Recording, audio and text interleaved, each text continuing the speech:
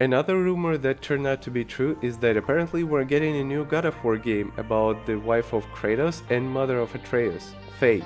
According to the official announcement, while this started as a spin-off, it's moved way past that, and apparently it's now the next mainline entry in the God of War series. The story begins apparently right after Faye's death in a realm called the Everywhen, which is basically a place where gods go after they die. And from there, Laufey has to fight her way through the whole realm apparently to protect somehow Kratos and Atreus. We've already seen quite a bit of footage from the early minutes of the game, and honestly, they look amazing. Even with all the criticism the game is getting, I mean, you have to admit that it looks just as the rest of the God of War. In an interview with the game's Radar Plus, the team said this game lets them bring together the old and new eras of the God of War. So we're talking more juggling, combo chains, and dynamic movement from the classic games, mixed with the heavier, more grounded combat from the Norse games. Unfortunately, there is no release date yet, but you already can wishlist it on the PlayStation Store.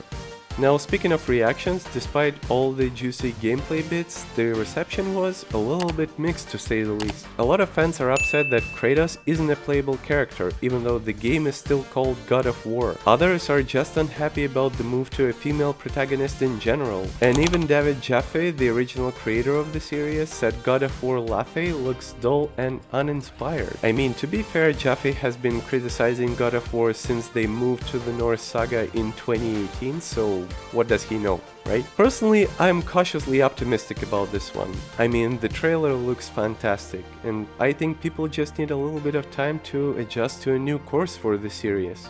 And it's not like Sony is doing it with a completely random character in a totally unknown setting. They're still using a character who already matters to the modern saga, with a combat system that people know, and first-party studio with a very strong track record. So honestly, if they were ever going to try it out, I think now is the time. And honestly, after 20 years of this series being alive, I think it can survive another main protagonist, don't you think? Also, I'm pretty sure this is a part of a bigger plan. Maybe it's setting up the next phase of the series, and honestly, I'm more than sure that Kratos is going to be back. But I'm curious, what do you think?